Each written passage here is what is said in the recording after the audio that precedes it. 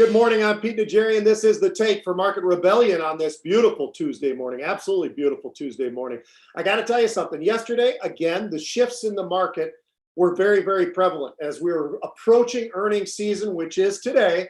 When you look at yesterday, you take a look at the Dow itself, down to 200 points. It rallies all the way back. It's up 100 plus points and holds on to that, accelerates, finishes the day up 100 and a quarter, and actually just beneath that 35,000 level. So a really nice performance and big turnaround for the Dow. On the other hand, you look at the NASDAQ, it actually started off stronger, sold off early that first 30 minutes. It literally fell off a cliff and then started again, gathered back a little bit and finished up on the day, finished up by about 30 or so points. Some record numbers across many of the indices as they were pushing to the upside. We had crude coming back as well, holding above that 74 level. So after getting beaten up and getting up and over that 77 and then pulling back and all the rest of it, here we are once again. We find ourselves with energy trading right around that 74 level.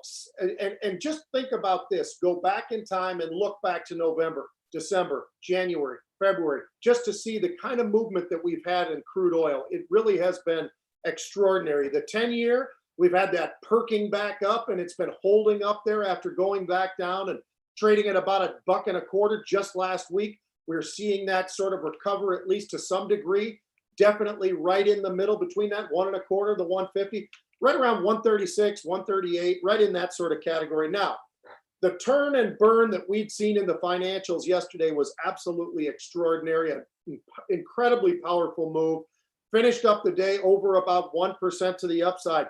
It was Goldman Sachs, it was Morgan Stanley, it was JP Morgan. They were all up 1.5%, 2.5%. Again, I'm going to have to point this out, but you look within the financials and suddenly you look over at Discovery and Capital One continuing to outpace some of the rest of the others that are in this financials category that we throw up there. Again, just to show there are differences and they're different companies and how they make some of their revenue and everything else. And are they more in the credit side and all the rest of that? There are so many different things within the financials that I think it needs to be defined sometimes.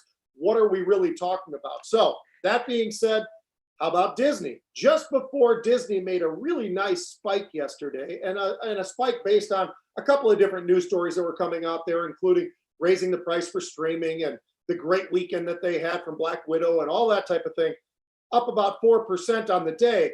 Before that came out, we had a great hit on the unusual option activity of Disney calls to the upside, looking for a nice break to the upside. Certainly that delivered, and within hours, we were talking about some movement that was absolutely extraordinary to the upside. Again, this is where we always talk about discipline. You've always got to be disciplined. You have a plan, you go in, and that's something we talk about here at Market Rebellion all the time. But the discipline is to stick to that discipline when you've got those opportunities in front of you, knowing if it doesn't work, this is where I'll exit. If it's starting to work or does work, I'm either going to exit or trim. And that's a strategy that everybody's got to have, but everybody's also going to have different parameters to that strategy. The other big stock news of the day was Virgin Galactic. Now, we all know over the weekend and Mr. Branston and all the huge and incredible coverage that they had gotten, stock got hit pretty significantly. We already covered that yesterday, but just to cover it for a moment, down 17, 19%, a pretty extreme hit to the downside after filing to sell some shares, 500 million shares, as a matter of fact. What else really stood out for me? Albemarle and Tesla. Now we're talking about EV, we talk about lithium, we talk about a lot of these various things.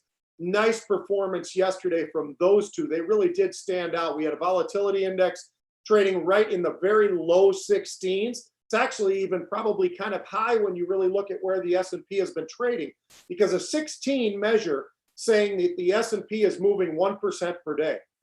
We aren't really seeing that kind of movement right now, even intraday. In the past, I've said, well, the intraday numbers really do show why we are trading here. We aren't seeing nearly that much, at least of late, in the S&P, but a little bit of that comfort zone and everything else, I think, is why we are seeing volatility still in the 16s. Quite frankly, I wouldn't be surprised if we drifted a little bit lower with the market just kind of hovering within these ranges that they've been in. The interesting thing about yesterday was the lack of volume. You know, we talked about just incredible volumes last week, incredible volumes going into the weekend. And you come back and suddenly you're looking and you say, wow, look at the volume, 32.6 million yesterday. Not a monstrous day. Still over 30 million, very impressive. In any other market, we would have said, wow, that's a huge number. But we've gotten spoiled with these 40 plus millions and the upper 30 million type category. And yesterday, definitely a little bit of a downer in terms of the true volumes that we were actually measuring. Apple 1.6 million yesterday. You had Tesla 1.3 million. We had Virgin Galactic nearly a million in the 800,000 sort of a range. So definitely distributed across a lot of different names, but that volume definitely coming down significantly. So we come in today, it's earnings season. We hear from JP Morgan, we hear from Goldman Sachs. And oh, by the way, there are other names out there as well, like Pepsi and others. But we look to those financials because this is what we call the kickoff to the earnings season. So what sort of dampened that was inflation. And suddenly it wasn't as much about the earnings. A lot of the focus really started to push on some of these inflation numbers that were being released. And holy smokes, there's a lot of angst about what people are seeing out there with that. We had pressure right away on the Dow. Dow was down about 80 points. It recovered somewhat. It got all the way up into the green. And just before I came on here, it was selling right off again. It was trading down about 75 points. The NASDAQ, on the other hand, was down early. We started to see a little bit of a minor recovery to the upside. And last I looked, we were seeing definite green, and we were up about 25, 30 points on the NASDAQ. A lot of that, a turn in the semiconductors. On top of that turn that we were getting from the semis, there were some standouts that certainly really did start to move what we were seeing in the markets themselves. And those names, the old school names. I'm talking Apple, Amazon, Netflix, Google, all starting to get a little bit of momentum to the upside. That's sort of buoying up the NASDAQ, along with the semiconductors making a bit of a turn. Biotech was still negative the last I looked, so that was a little bit of a drag. And another drag, definitely, we talk about the kickoff. Well, JP Morgan, that was in negative territory last I looked. Goldman Sachs, that was in negative territory as well. You look over at the 10-year, again, it's still kind of hanging about like yesterday, so not a big storyline there. Crude still right around 74, not a big storyline. A little bit of a hit for Bitcoin. So Bitcoin not getting slammed by any means, but kind of breaking out of a little bit of that range that we've been talking about, 33,000, 35,000. It got below that 33,000, not by a lot, but it's down 2.5% or so the last I looked. It was trading in the 32,000 range. So we'll have to see if this is something that's going to kind of bounce right back, or is there going to be a little bit more pressure on Bitcoin? The standouts for today, Boeing getting absolutely whacked to the downside, down a little over 3%, leading the Dow in terms of the negative side of things. But take a look at what's going on with some of these Chinese names in terms of the big spin there, because we talked about the pressure on the Chinese names. Well, the Chinese names today having a pretty decent day. Take a look at JD, take a look at NetEase, take a look at Baidu, take a look at Trip.com. All of those names. And by the way, it's not part of the unusual, but I will tell you, there's some unusual option activity today in BABA to the upside. So a big trend and a little bit of a decent move. I'm not going to say it's a monstrous move, but a decent move coming from these Chinese names as well. So I got two unusuals, and I will be on the halftime report today with Scott Wapner and the gang at noon Eastern time. So look forward to that. That should be a lot of fun. We'll have some different unusuals by then.